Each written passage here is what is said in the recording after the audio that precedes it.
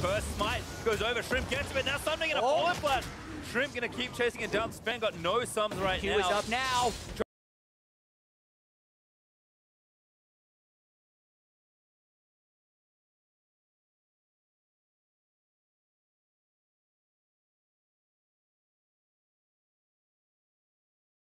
Just can't even join. That's gonna be a knock-up and a kill. Jarvan claims.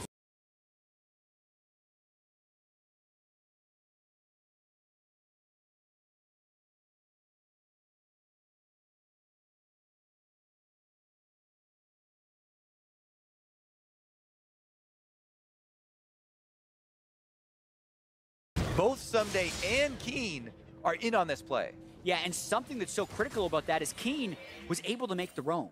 He hasn't had lane pressure against Bjergsen for most games in this series, but he crashes the wave in the turret. Someday had crashed it into Hanser's turret, so they sneak off, but Svenskeren was thinking he'd be able to get away. Body slam and flashing kind of at the same time, make it so he cannot escape. You have to know when to cut your losses and give up things like the red buff in that situation.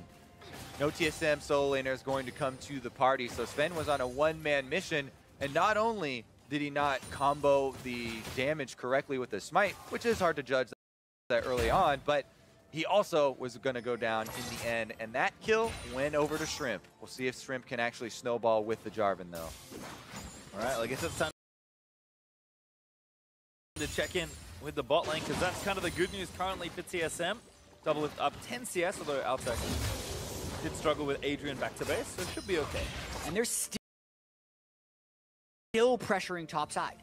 Shrimp hasn't shopped yet, but a big wave trying to be crashed in the turret. Diving a full health Cho is very difficult. He burned Rupture on the wave, though. They might go. Maokai can take aggro and then drop it with Twisted Advance. You would want Someday to start it off. They're waiting a while.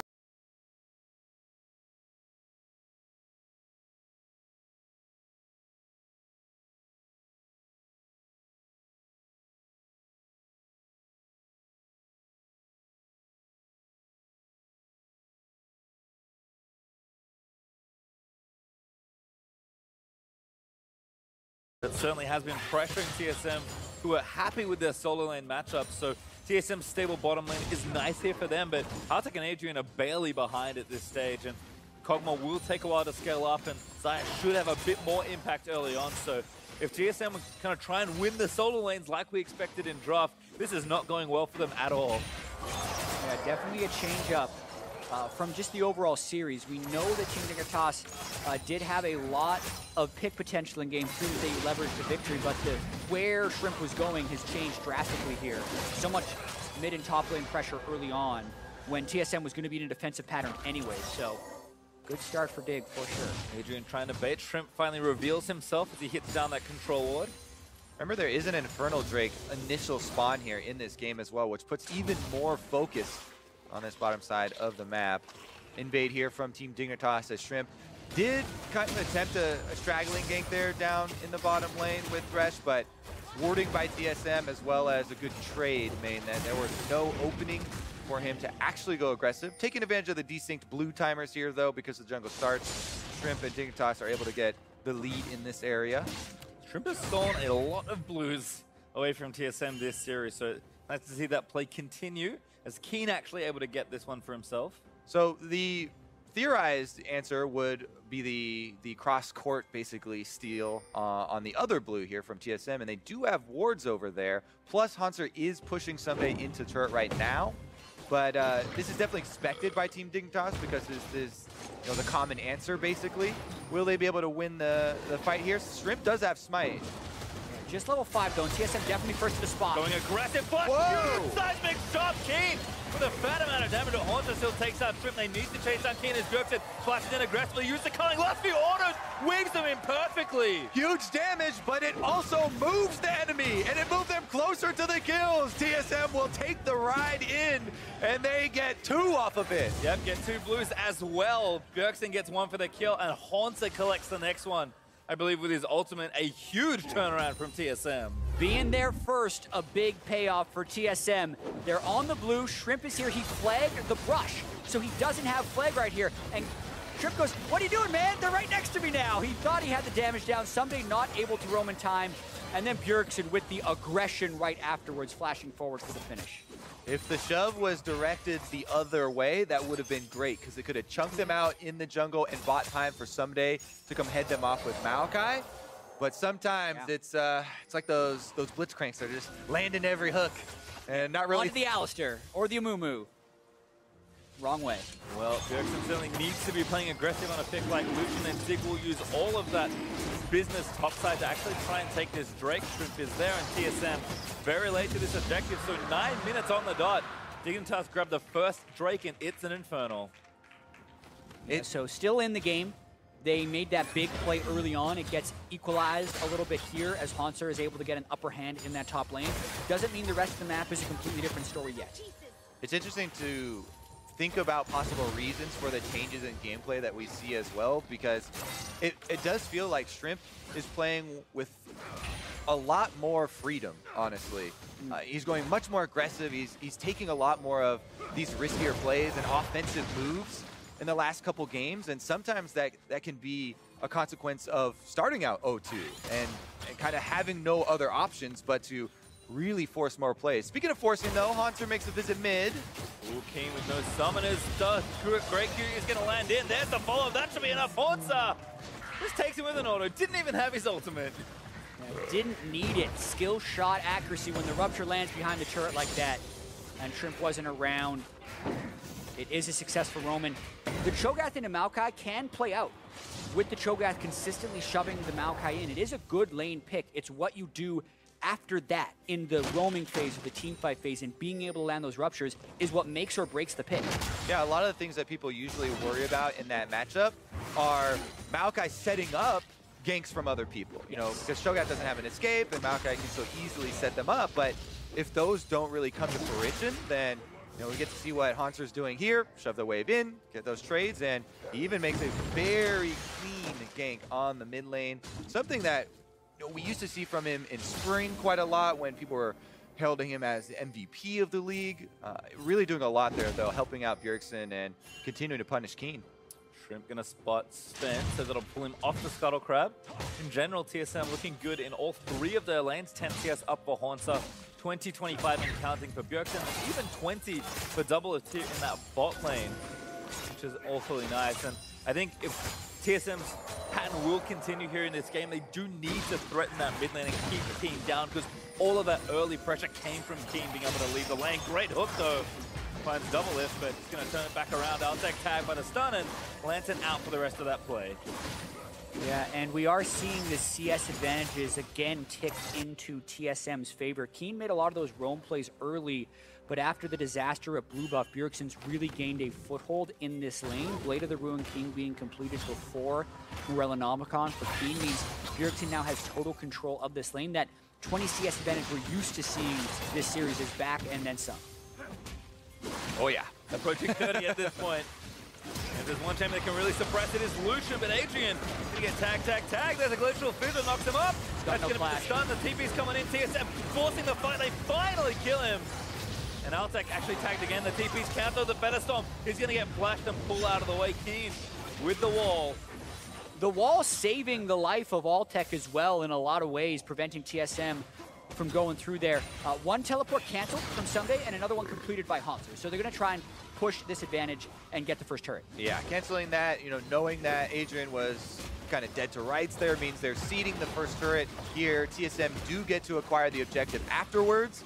Get a little bit more gold in their pockets. Remember that Team Dignitas were the ones to get that Infernal Drake, but you don't really get the benefits of it until you really start building more of your offensive items, and that does come in later. All the gold goes to Double Lift as well. TSM leave the area to donate him all the bonus turret gold. Which feels so good. You get to complete your whole Rage Blade, bypass any of those qualms about walking around with a blasting wand, and now he is definitely operational. That actually syncs up very well with their early Blade of the Ruin King on Bjergsen, since both these guys have had successful early games. Yeah, good completed items across the board. Righteous Glory on the top lane, Cho'Gath as well. Pretty much everything they want.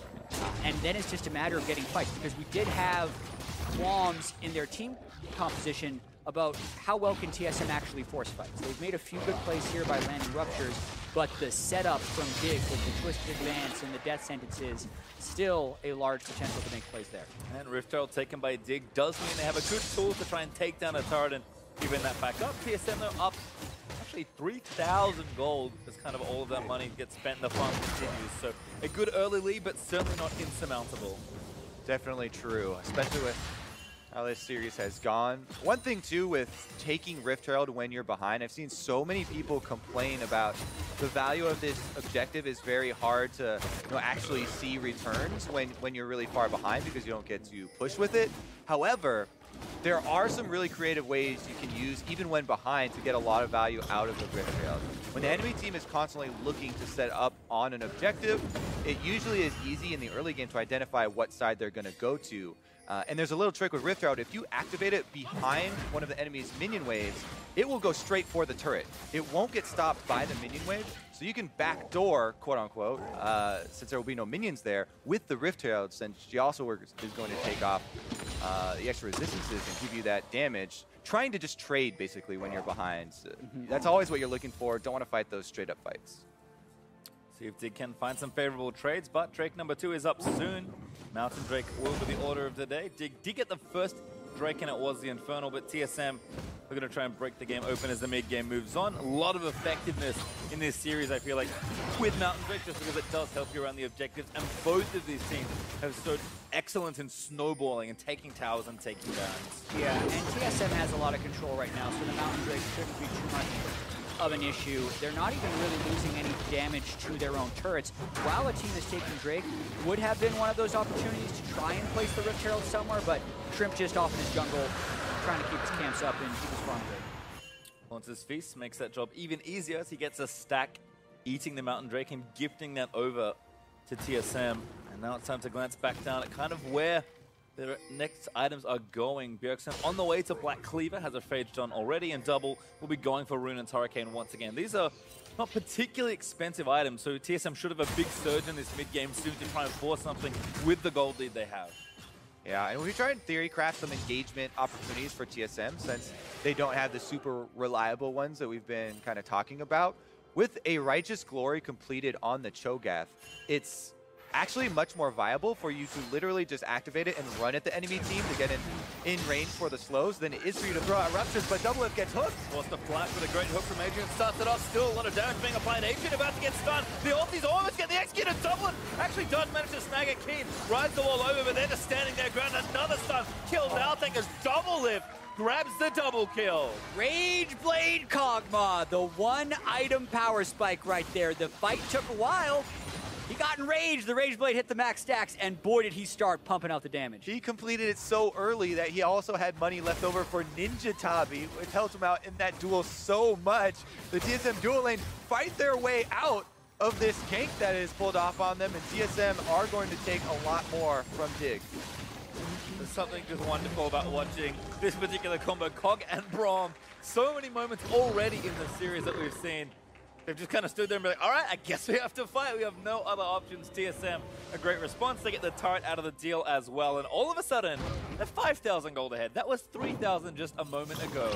Yeah, just a massive jump. And that's what happens when you turn around 2v3s and 2v4s. Double flashes away from the initial engagement, and all the damage goes through down on a Biofrost. After 6 attacks, he gets Ginzu's Rage as a passive, empowering him even more. And just eats through Someday and Altek watching this as well. Bjergsen down bottom. He gets Someday very low. He flashes away. What was happening here? He gets a solo kill while we were in the replay. That makes things a little bit worse. Just a casual Lucian versus Maokai solo kill. I see that all the time. I mean, the thing is this is a Maokai that's building pure magic resist because he's versus Cho'Gath, so yeah, it is, a nice chase down, but he doesn't have any defenses for some mid Lucian. I'm not supposed to be fighting this guy that early. Yeah, I misspoke. I saw Someday dead. Someday died during the top lane kill as Doublelift was cleaning up on his end as well. So another one of those map-wide wins for TSM where one thing is happening and they're still making a play elsewhere. We can only watch the most number of kills at once, so Doublelift gets honors this time for grabbing both, but Bjergsen still impressive, and again, approaching that 30 CS lead this time around. Probably going to get there by the 20-minute mark, and Adrian's caught. Ulti from Sven knocks into safety, but TSM able to get up pretty quickly. Biofrost needs a dash, gets knocked up by Shrimp, gets knocked back by Keen. There's the pick we know from Dig. More of that, please, if you are Dignitas, to try and stay in this game and prolong this series to keep their hopes of making the first finals in their org's history alive. There's going to be a lot more of those that are needed, though. Their cover turrets already down in the top and bottom lane. TSM still going to pressure. TSM looking like they're going to be dream killers here with a pretty solid lead. As you talked about, Pastry, you know, it's ramping up very quickly for this team. And again, we're going to kind of draw back to, hey, Dignitas have this Infernal Drake they're kind of holding on to, but the next one was that Mountain TSM got, and that really fuels the power of Baron and trying to bridge the gap between the mid game. Right now, though, Sven might even go for this. Oh, actually going to try something. Shrimp gets out of the way with a flag and drag. Turret is low. A trade is being made by Dignitas. Altec claims the top outer turret, but TSM, 3 turrets to 1. I kind of remember this from last game. Dignitas had the turret lead for so long in this game, and now it's TSM with the shoe on the other foot. Monster even stealing away the red buff on a ward, just unafraid of anything that Dignitas could really respond with. Yeah, a lot of map-wide pressure, allowing these plays to take shape. Looks like Knight's Vow is going to be coming in once again for TSM. They're doing the double Knight's Vow strategy with one on the support, one on the jungler, both on the AD carries. Fairly reliable way of kind of protecting your carries without having any types of those enchantress supports. But for the most part, it's just TSM trying to clean up their play and recover from last game. Big question will be, how do they avoid the CC in these team fights? Because yes, they've opened up a big lead, but it's just 4,000. And if one of their carries does get hooked, the CC chain can be all the same, and the fights could still go in Team Dignitas' favor. Well, Dignitas again trying to poke here and there. This is a brush they got a lot of value out of in the last game, but see if TSM can play a bit more carefully this time around. Fading. Adrian looks for the hook, but Haunter dodges the next one now. Right to score is in. Keen sidesteps and then finds the way back to the Lantern, but TSM with mid priority. Dignitas invested everyone into that potential pick. And now they have priority on the mid lane, so they're almost daring Dig to fight them. There's a hook. Finds Spence Garen, no chain CC. Oh, good wall from Keen, might cut them off, but Biofrost stops it with his Unbreakable. If you've been watching, Double is positioning too. During that entire siege by TSM, he was staying incredibly far back from the rest of the team. TSM right now are talking about the possible Taliyah walls to cut them off. They're talking about the options that Dignitas have to get back into this game, and you can see it in the positioning as they move up the mid lane. Now they're onto the Infernal Drake, trying to force Dig to come to them. TSM certainly going to start a fight here. Drake already low. The knockup lands onto Altec. Cook's going to miss. Drake is low. That's Hunter gets it. Now Shrimp able to take the Lantern out to safety with TSM on pursuit. I gotta say, if you're going to fight a team with the Cho'Gath, fight them at an objective, because the Feast is going to be used to secure and therefore not be able to eat your tank in the fight. But they know that Feast is down. They're going for a mid lane. Ooh, Haunter bumper to Q through that. Got a few knockups. TSM still letting it loose. Double needs to get in range to try and take down some of these carries, but Dignitas scatter and get themselves out to safety. Still TSM hold on to this turret, but it's one hit away, and Altec secures it with 2 little feathers. Pings go down on Baron already. Both teams very aware that the vision control all has to shift up to the top side very shortly. A couple power spikes are coming through as well. Doublelift is ready to team fight. Hurricane done. And the entirety of TSM's 3,000 gold lead is on the carry positions. It's 1,000 on Cho'Gath, 1,000 on Lucian, and about 1,500 on the Ogma. So they have the gold distribution where they want it, making this lead potentially bigger than it will appear at the top of the screen. I started to chuckle a little bit as soon as you said carry Cho'Gath, but it's real. He puts all that money into health, and it makes the Feast do even more true damage. Right now, it is sitting at just over just over 700 damage, true damage Feast there onto champions for Haunter. So definitely have to be wary if you get a little bit into the danger zone there as a dig carry, or even a dig tank. And as a reminder, objectives take even more damage, so TSM's Baron's speed is abnormally high this game, and this is kind of the problems you can run into. A 2-man Baron from TSM. hiding behind the Scuttle Crab, but it is spotted out by Dig. Fight's gonna start. Shrimp not gonna get picked off. War keeps all of TSM together, but Bifrost gets hooked up. Dignitas funneling through the choke with the Markael's gonna keep Bifrost down. The seismic shove is good and Bifrost does go down. Can they chase for more? They already used the Talia wall, and TSM have been able to regroup afterwards, but this is definitely something Dig could possibly try and get some control back with.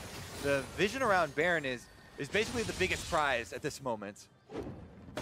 And that keeps the game alive as well, right? That was a sneak attempt by TSM that could have potentially clinched the series, but when they lose Biofrost like that yet again, it's just more killed cold that goes over. It also gives time for Dig to go and prep the waves. Look at Someday on the top side pushing that in.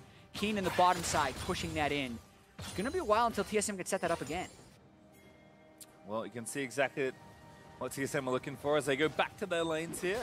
It's nice to see a QSS this time on Doublelift, investing his lead into a defensive purchase this time around. Bjergsen probably feeling pretty confident in his ability to dodge skill shots on Lucian, but Kog'Maw is not afforded the same luxury, so I like what TSM are doing, kind of to shore up a lot of the issues they ran into last game. Yeah, one thing I'm not a huge fan of in TSM's inventories at this point in the game are the 2 pairs of mobility boots. So we talked about frontline CC chaining being a problem in the last game, and while Haunter does have the Merc Treads, which is nice, Biofrost or Sven Skaren getting caught in a CC chain can have the same effect of losing your frontline very quick.